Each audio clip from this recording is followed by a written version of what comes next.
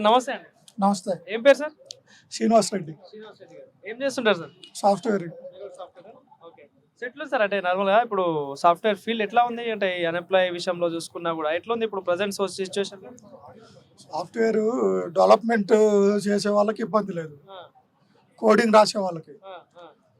Other than coding రాని వాళ్ళకి కొంచెం కష్టమే. ఎగ్జాంపుల్ టెస్టర్స్ ఉంటారు, ఇప్పుడు అంత ఆటోమేషన్ టెస్టింగ్ వచ్చింది, కోడింగ్ కానీ బాగుంది. కోడింగ్ చేసే వాళ్ళకి ఎప్పుడు ఏ ఇబ్బంది లేదు ఎక్కడైనా. అంటే ఇప్పుడు సరే ప్రధానంగా ఇప్పుడు ఇట్లా సర్వే చేయడానికి కారణం ఏంటంటే జూబ్లీస్ బై ఎలక్షన్ వస్తూ ఉంది. సో మరి ఎట్లా ఉంటుంది అనుకుంటున్నాం మరి బై ఎలక్షన్లో? బై ఎలక్షన్ బాగానే ఉంటుంది, కాంగ్రెసే గెలుస్తుంది. ఎందుకు సార్ కాంగ్రెస్ ఎందుకంటే ఏం చెప్తారు? కాంగ్రెసే ఎందుకు అనేదానికి ఒక రీజను, గోపీనాథ్ ఉన్నప్పుడు ఆయన రాజకీయం వేరు, అంటే మాస్ ఫాలోయింగ్ ఎక్కువ ఉండేది, ఎక్కువ అన్ని బస్తీల్లో ఆయనకి అంటూ కొంచెం వర్క్ ఉంది. బట్ ఇప్పుడు గోపీనాథ్ గారు లేరు కదా, అది ఎక్కడికి పోయిద్ది ఆ ఓటింగు?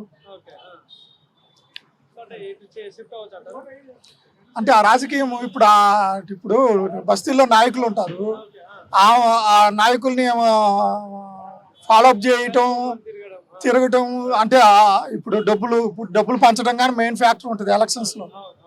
అది ఎలా కష్టం కదా. ఇప్పుడు ఆమె వైఫ్కి టికెట్ ఇస్తా ఉన్నారు కదా, ఆమె టికెట్ ఇచ్చినా ఆమె రాజకీయం వేరు. ఓకే, సో ఆమె రాజకీయం వేరు, ఆమె ఎలా ఎలక్షన్ లీడ్ చేసుద్ది అనే దాన్ని బట్టే ఉంటుంది. బట్ కాకపోతే అతనుకి ఇది ఉంది కదా, యూసుఫ్ గూడ, రహమత్ నగర్, అవన్నీ అతనికి వన్ సైడెడ్గా ఓట్లు పడతాయి. ఫాలోయింగ్ కాదు, అతనికే ఓట్లు పడతాయి. అప్పుడు రహమత్ నగర్, యూసుఫ్ గూడ ఓట్లు వన్ సైడెడ్గా నవీన్ యాదవ్ పడితే ఆ ఓట్లు ఎక్కడ కొట్టుద్ది ఏమా? సో అది మళ్ళీ కొత్త ఆమె, ఇప్పుడు ఆమె డబ్బులు పంచడానికి డబ్బులు ఇచ్చింది అనుకో, జనరల్గా అవి కార్యకర్తల వరకు వెళ్తాయని గ్యారంటీ లేదు. ఎందుకు అంటే గోపీనాథ్కి రాజకీయం వేరు, ఆమె వేరు, ఆమె కొత్త. సో అబ్బాయి కొత్తోడైనా, అబ్బాయి ఇంతకుముందు 2014లో ఎంఐఎం నుంచి పోటీ చేసి మినిమం డిపాజిట్లు వచ్చినాయి.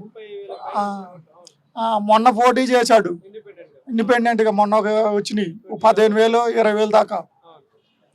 సో లాస్ట్ టైం ఎలక్షన్ మొన్న 23లో అజారుద్దీన్ పోటీ చేశాడు కాంగ్రెస్ నుంచి. సో అతను ఏం చేశాడు, రూపాయి ఇవ్వలే ఎవరికి, కనీసం ఆయన పక్కన ఉండే వాళ్ళకి మంచినీళ్ళు దాపలా, అంటే డబ్బులు ఖర్చు పెట్టలా. గోపీనాథ్ ఖర్చు పెట్టాడు. డబ్బులు ఖర్చు పెడితేనే గెలిచే ఛాన్సెస్ ఉన్నాయంటారా?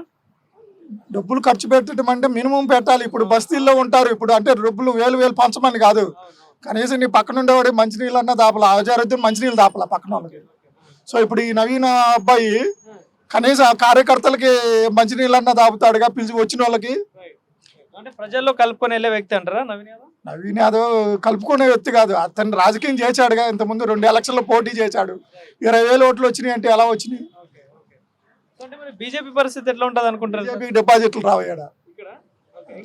కన్ఫర్మ్ కాలే కదా. క్యాండిడేట్ ఎవరో నా కీర్తి రెడ్డి అంటున్నారు, ఊరికి ఏదో నిలబెట్టాలి కాబట్టి నిలబెట్టినట్టు. ఇంతకుముందు పోటీ చేసిన దీపక్ రెడ్డి దీపక్ రెడ్డి అయినా లేకపోతే కీర్తి రెడ్డి అయినా లేదా ఇంకో పద్మావతి ఏదో అంటున్నారు. వాళ్ళు డిపాజిట్లు రావు బీజేపీకి. ఎందుకు వేస్తారు ఇప్పుడు? వాళ్ళు వచ్చేది ఏముంటుంది? ప్రతిపక్షం లేదా అధికార పక్షం? టీఆర్ఎస్ కానీ లేదు, ఓన్లీ కాంగ్రెసే గెలుచుద్ది. ఎందుకంటే పోయినసారి అజారుద్దీన్ చేసిన మిస్టేక్స్ చాలా ఉన్నాయి. 8,000 ఓట్లు 16,000 ఓట్లే ఓడిపోయింది. 16,300 ఓట్లు మెజార్టీతో గెలిచాడు ఎవరు? గోపీనాథ్. ఈసారి 16,000 ఓట్లలో ఆ అబ్బాయికి ఓన్లీ బస్తీల్లో వన్ సైడెడ్గా పడిపోతాయి. సో ఇంకోటి ఏంటంటే బై ఎలక్షన్ అనేసరికి సమస్యలు హామీలు ఇవ్వడం తప్ప ఎలక్షన్ అయిపోయిన తర్వాత ఎవరు పట్టించుకోరు. సో ఏం సమస్యలు కనిపిస్తా ఉన్నాయి మీ ఏరియాలలో కావచ్చు అంటే ఏం చెప్తారు? జనరల్గా ఏముంటాయి, రోడ్లే ఉంటాయి. ఈ సిటీలో ఎవరికేం పని? రాజకీయ నాయకుడితో డ్రైనేజీ, వాటర్ ఉంటే, కరెంట్ ఏం పోవట్లేదుగా, ఎవరికే ఇబ్బంది లేదుగా.